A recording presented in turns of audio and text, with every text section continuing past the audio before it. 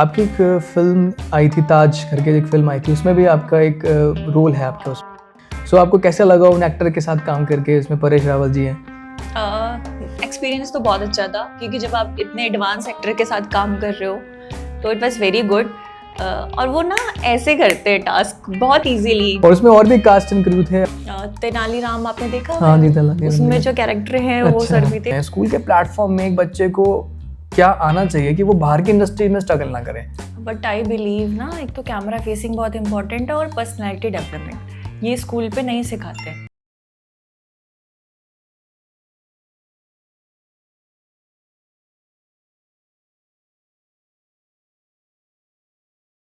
नमस्कार, मैं Vivek Kumar Sharma, chief managing director of Alien Paradox Technologies आप सभी का स्वागत करता हूँ।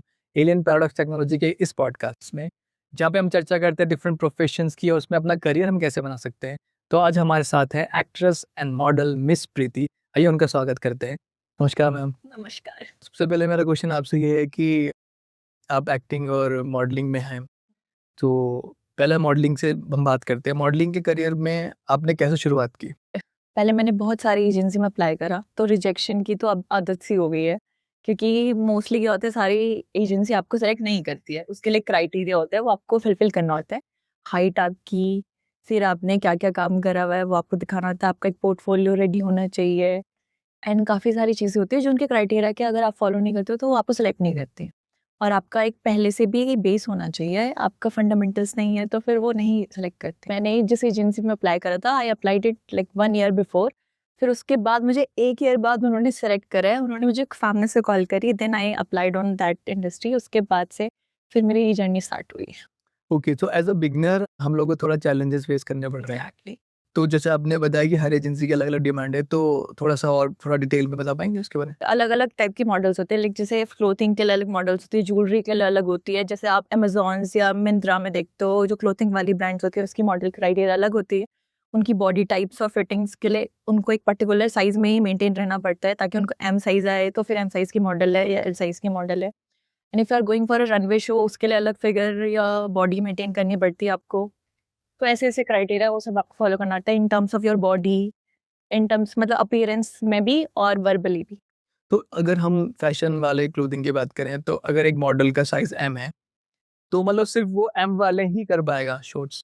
जितने भी उसकी शूटिंग होगी सब एम वाली सेक्शन? एम वाले सेक्शन उनके होंगे, जो एस वाले उनके, तो ये इस क्राइटेरिया। तरह से डिफरेंट डिफरेंट मॉडल किया उसमें मतलब ऐसा अपॉर्चुनिटी तो काफ़ी है कि अगर डिफरेंट डिफरेंट मॉडल आपको उसमें लेने पड़ेंगे, क्योंकि बॉडी साइज़ के according. Okay, so okay, jewellery के लिए आपने जैसे बताया ज्वेलरी में? ज्वेलरी के लिए इन हैंड्स, फीट्स और स्किन के अकॉर्डिंग होता है। जैसे दे रिक्वायर फेयर हैंड्स और लॉन्ग हैंड्स होने चाहिए, लॉन्गेटेड। अगर आप रिंग्स और बैंगल्स का कर रहे हो, आप रनवे कर रहे हो, तो उसके लिए आपकी वॉक अच्छी होनी चाहिए, कॉन्फिडेंस होना चाहिए।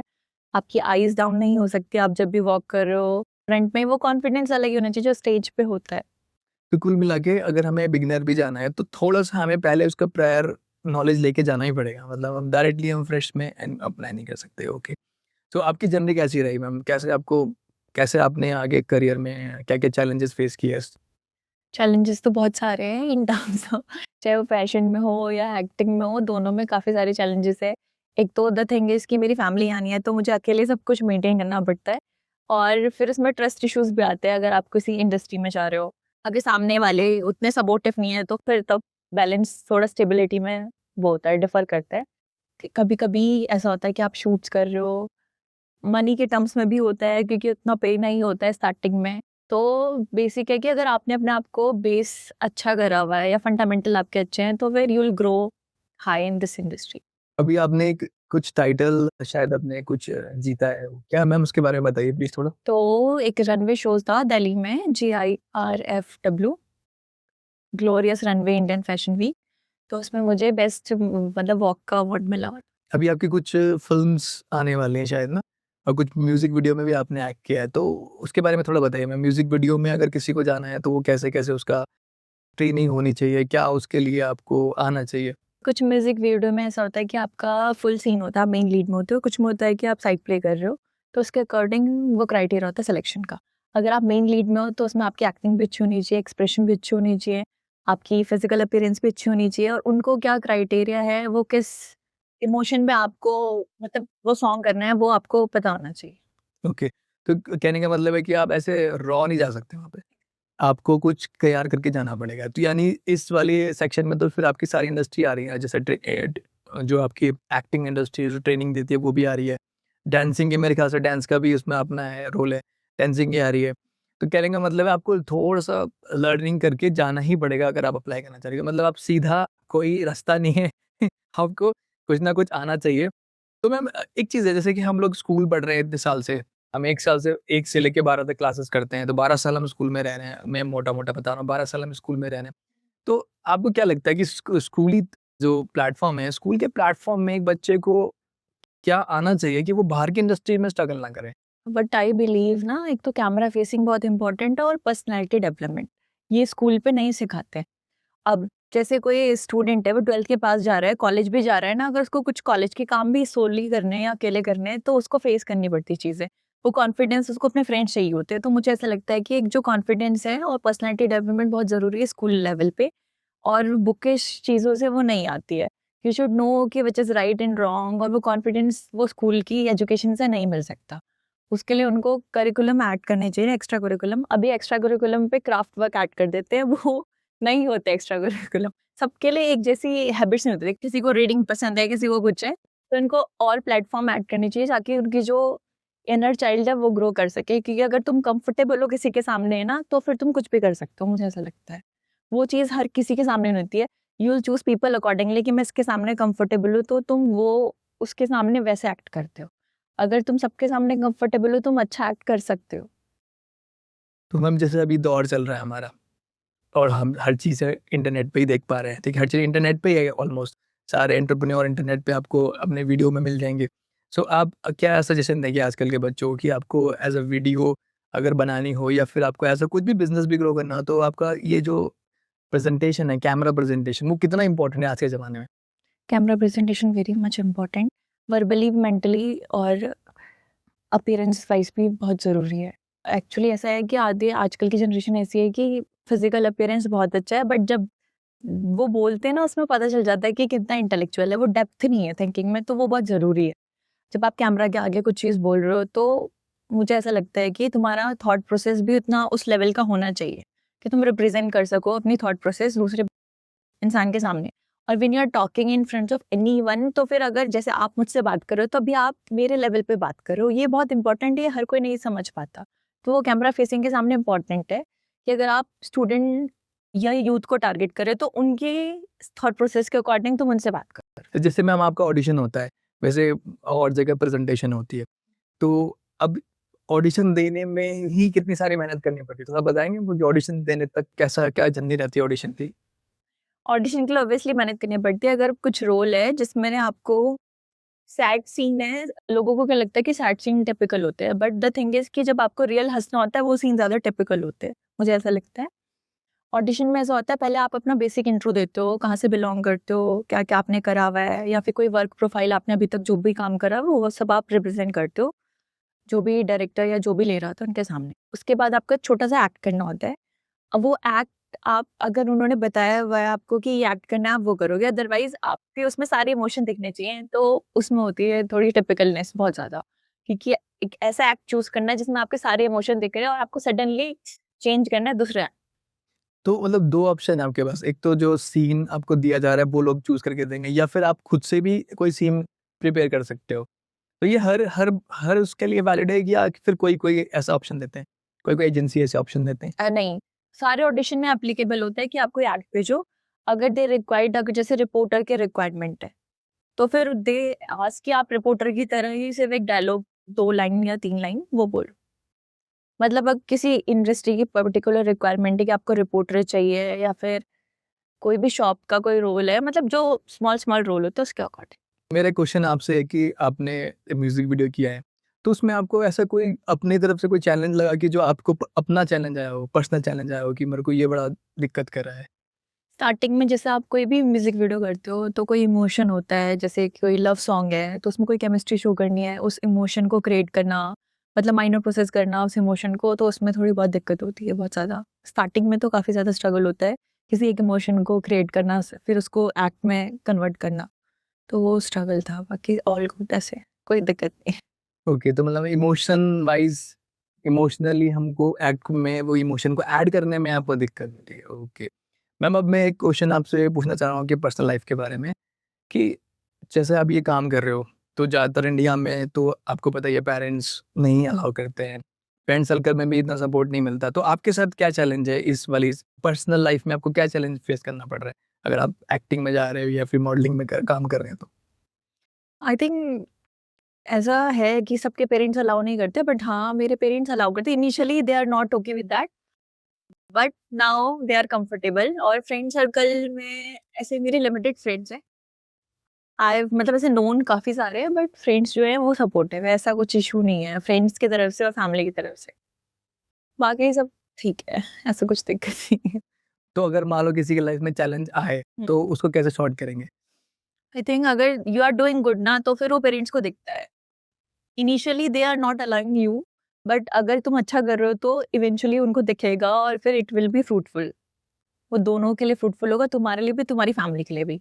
जैसे स्टार्टिंग में मेरे मम्मी पापा को लगता था कि क्या कर रही है, ये सभी करना है क्या तुझे। Now they see me, I did one Garhwali song, तो बोलते हैं कि अब मुझे फोन आ रहा है घर से कि उन्होंने बोला आपके बेटे ने सॉन्ग करा है, तो मुझे अच्छा लग रहा है। तो वैसा वाला है। मैम एक क्वेश्चन है मेरा हम्म। कि हम लोग बहुत एफर्ट लगाते हैं चीज़ों में, ऑडिशन देते हैं, सब कुछ देते हैं, बट उसमें एक प्रॉब्लम है कि रिजेक्शन होता है। तो अगर रिजेक्शन हो तो उससे कैसे आप आगे बढ़ेंगे, या उसमें अगर रिजेक्शन हो रहा है तो अब कैसा उसमें आपका सिनेरियो होना चाहिए, कैसा आपका मूड होना चाहिए, या फिर कैसी आपकी थॉट प्रोसेस होना चाहिए? आई थिंक रिजेक्शन की ना इस फील्ड में आदत हो जाती है। लाइक जैसे मैं बताती हूँ, आपको कुछ सामान लेना है, सपोज आपको किसी के लिए गिफ्ट लेना है, आपको चॉकलेट लेनी है या कुछ भी लेना है। आप किसी शॉप पे गए, वहाँ पे वो पर्टिकुलर चॉकलेट नहीं है, तो you will go search another shop कि वहाँ पे मुझे सामान मिल जाए। तो वैसे ही अगर एक ऑडिशन नहीं हो रहा है तो अदर ऑडिशन दो, मे बी वहाँ पे वो आपको अपॉर्चुनिटी मिल जाए। तो इट्स लाइक दैट कि आपको अप्लाई करते रहना है, रिजेक्शन को इतना हार्डली नहीं लेना है कि आप आगे कुछ और ना कर पाओ। हम जैसे कि ये पॉडकास्ट करियर रिलेटेड है, तो आप क्या सलाह देना चाहेंगी आने वाली पीढ़ी को कि वो किस तरह से एक्टिंग और मॉडलिंग को ले आने वाले समय के हिसाब से? I think do your best और be honest with your self. और एक जो चीज़ होती है ना कि अपने को कभी डिमोटिवेट मत करना, क्योंकि ऐसा होता है अगर तुम किसी छोटी प्लेस से हो, अगर तुम दूसरी जगह जाके कुछ भी एक्ट कर रहे हो या मॉडलिंग कर रहे हो, तो तुम्हारे अंदर ना वो इन्फीरियर कॉम्प्लेक्स आता है।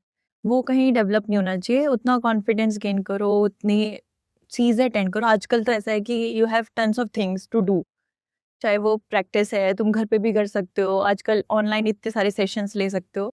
समझो तुम बहुत अच्छा कर सकते हो तो वो करो। अपने आप को एक जगह कॉर्नर पे नैरो माइंडेड मत रखो, जो किसी फील्ड से रिलेटेड जितनी नॉलेज कर सकते हो उस चीज़ के बारे में उतना गेन करो, और फिर do your best accordingly. Ma'am और आप टेक्नोलॉजी को लेके क्या सलाह देना चाहेंगे आज के यूथ को? इन टर्म्स ऑफ टेक्नोलॉजी तो मुझे ऐसा लगता है कि ये सब चीज़ आनी चाहिए। अगर यू आर डूइंग एक्टिंग तो उसमें आपको कैमरे के बारे में भी पता होना चाहिए, एडिटिंग के बारे में भी पता होना चाहिए, डायरेक्शन के बारे में भी पता होना चाहिए। क्योंकि आप कुछ एक्ट कर रहे हो तो उसमें आपको पता होना चाहिए कि कहाँ से शूट कर रहे हैं। ऐसा होता है, ये फील्ड पूरी ऑब्जर्वेशन के ऊपर होती है। आप जब एक्टिंग कर रहे हो तो उसमें आपकी ऑब्जर्वेशन इतनी अच्छी होनी चाहिए, कीन ऑब्जर्वेशन होनी चाहिए सब चीज़ को लेके, चाहे कैमरामैन हो, डायरेक्शन टीम हो, कास्टिंग क्रू हो, सब चीज़। तो you will know about that field in vast. तो वो एक नैरो फील्ड नहीं होगी आपकी, तो इसमें आपको सब चीज़ के बारे में पता होना बहुत ज़रूरी है। तो उसका आपका जो माइंड है वो उस चीज़ को लेके और ओपन होगा। आप उसमें काफ़ी अच्छा कर सकते हैं। जैसे कोई शोज़ है तो उसमें आपको कोरियोग्राफर मिलते हैं, उनकी भी आपको अच्छी नॉलेज होनी चाहिए। क्या पता कोई शो आप खुद ही अपना कोरियोग्राफ कर रहे हो, अपनी एक्टिंग जो भी है मूवी में। तो ऐसा मुझे लगता है कि सब चीज़ आनी चाहिए इन ऑन। आपकी एक फ़िल्म आई थी, ताज करके एक फ़िल्म आई थी, उसमें भी आपका एक रोल है आपके उसमें।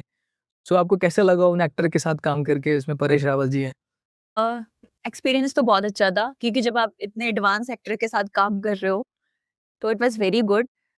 और वो ना ऐसे करते हैं टास्क बहुत इजीली। जैसे कभी होता है कि बैक से शॉट लेना है, दे आर काउंटिंग 1 2 3 और उनको पता है कि उन्होंने क्या करा है। कंटिन्यूटी बहुत अच्छे से मेंटेन रखते हैं, तो उनके साथ काम करने में बहुत मजा आता है और रिलैक्स होके काम करते हैं। तो वो चीज़ मुझे बहुत अच्छी लगती है।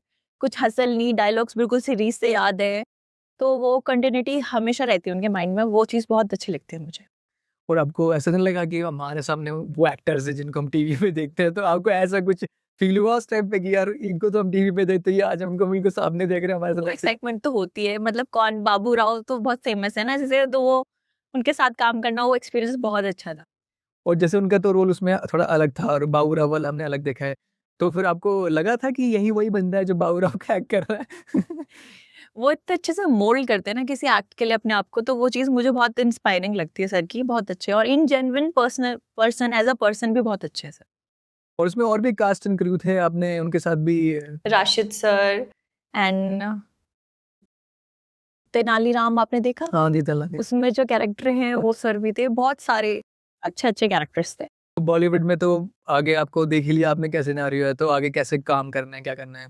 एंड वी विश कि आप अच्छा बॉलीवुड में काम करें, आगे जाके आपकी अच्छी पिक्चरें आएँ, हम लोग उनको थिएटर्स में भी देखें। सो मैम, अच्छा लगा आपसे बात करके, आपने काफ़ी सारी चीज़ें बताई हैं और अब आप लोगों को भी यहाँ से कुछ लेसन मिला हो सीखने के लिए, आई होप। और हम आगे फिर से आपसे पॉडकास्ट में मिलेंगे, किसी और टॉपिक पे चर्चा करेंगे। तब तक के लिए टेक केयर, बाय-बाय।